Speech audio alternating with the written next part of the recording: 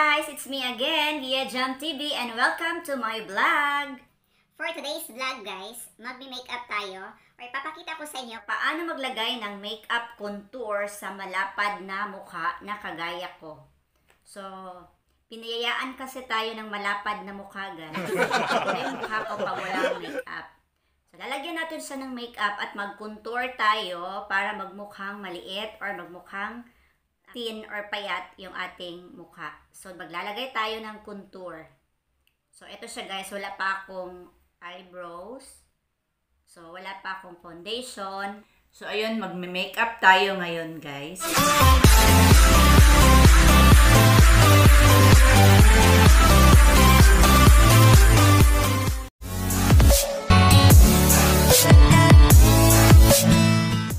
Aayusin lang natin yung aking buhok kasi para hindi siya sagabal sa ating pagme-makeup.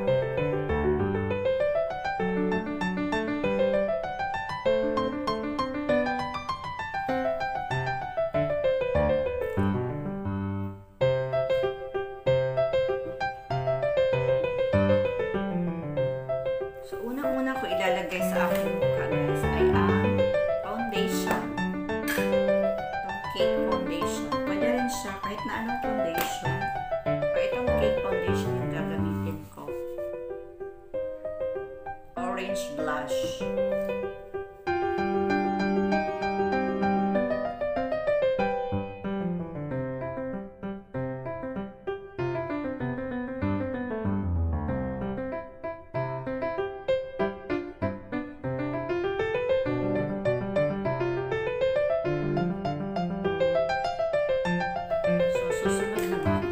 Ating contour. Hindi ako mahilig sa ano guys, yung mga foundation na may sticky na mga foundation, yung mga cream foundation. So ano lang, ito lang talagang cake foundation yung ginagamit ko. Ito yung kanyang kulay.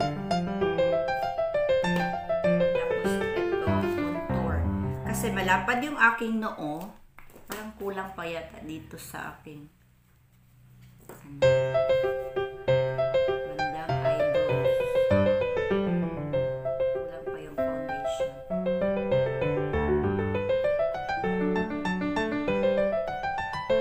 So, at dahil malapad yung aking noo, para magkaroon siya ng konting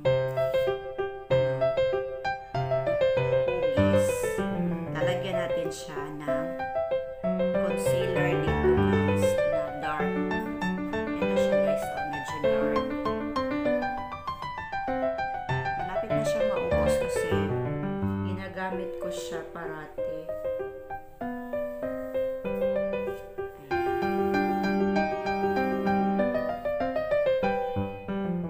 Kamay na lang yung gagamitin ko guys.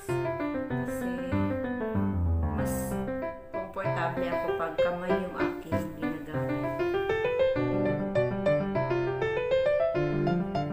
Tapos dito sa my cheek.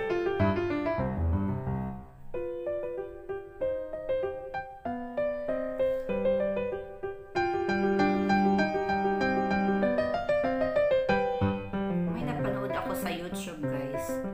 Hindi daw pwede yung ganun. Magaganon ka.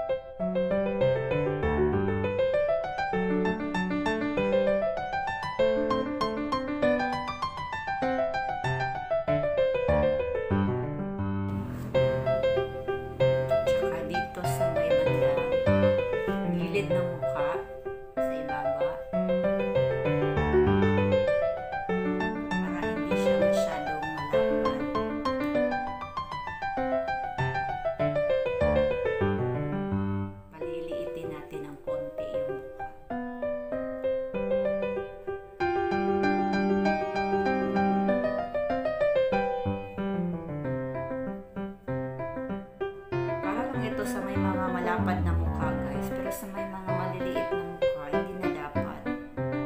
So, no need na.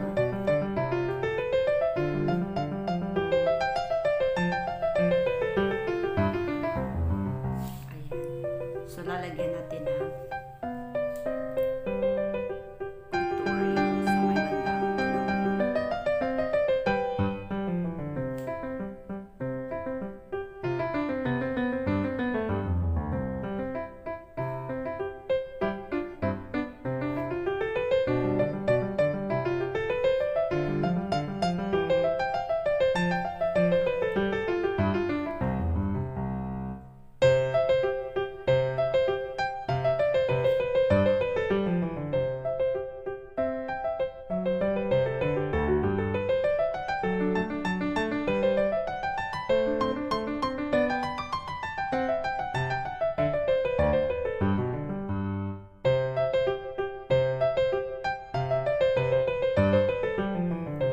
matagal ko na itong ginagamit. Ever bilhin na kasi. Ever bilhin na talaga yung mga brand na ginagamit ko kasi hiyang siya sa akin. Kasi itong Ever bilhin na is Pinoy product siya. So, yung testing niya sa skin is Pinoy rin. So, hiyang siya sa mga skin ng mga Filipino kasi Pinoy product siya. Ito, brown na eyeshadow na MAC siya guys.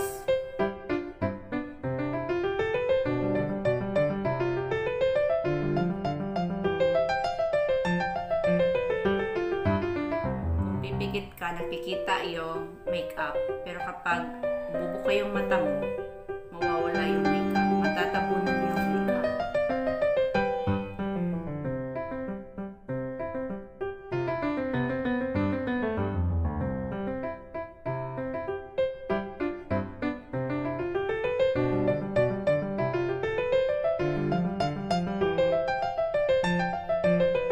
Baguhin lang natin yung setting ng aking ring light guys dahil parang masyadong maputla yung kulay ng aking ring light. So, babaguhin natin. Ayan. So, ito yung kulay.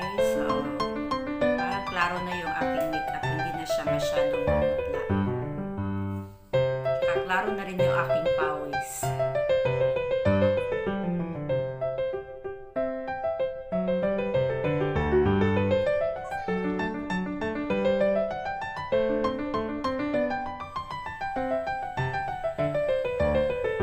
Manipis na lips is pangit siya tignan. Di ba usong-uso yung fountain lips talaga. So, kakapalan lang natin yung aking eyeshadow guys.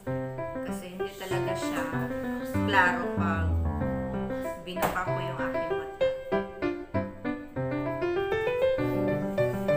Ito naman siya guys, yung waterproof liquid eyeliner na ilalagay ko dito sa aking ibabaw na aking pilik mata. Pero hindi ako masyadong marunong nito guys. Minsan kasi mukha akong bruha. Dahil hindi ako masyadong marunong.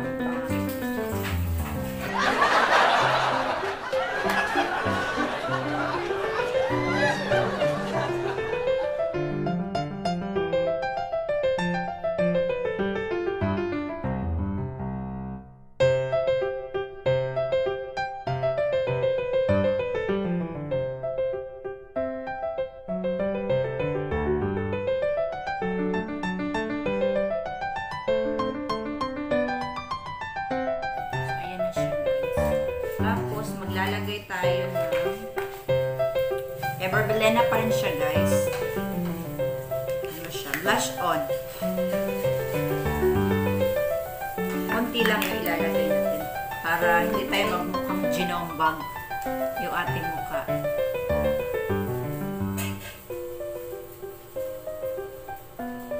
Tsaka pag naglalagay ka ng blush on daw guys, yung sabi doon sa YouTube tutorial, makeup tutorial na nakita ko, di daw pag ganun pababa.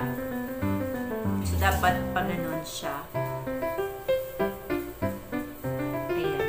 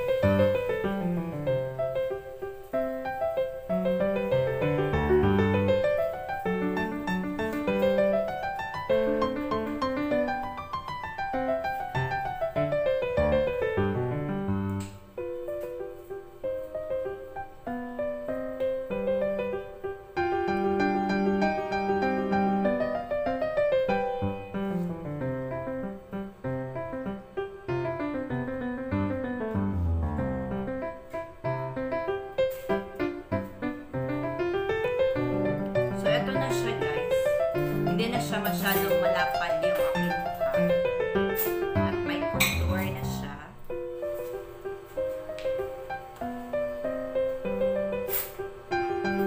So, aayusin lang natin yung aking mukha.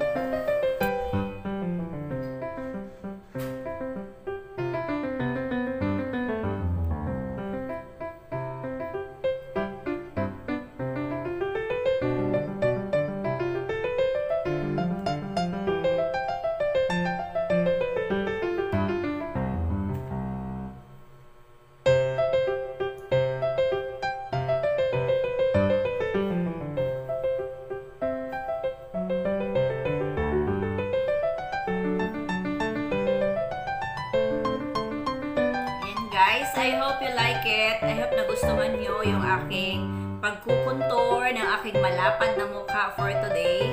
So maraming salamat sa panunood guys. Don't forget to like, comment, and share. And of course, para sa mga bago pa sa aking channel, don't forget to subscribe and hit the notification bell para po nang ma-notify kayo sa susunod ko pang mga videos. Bye!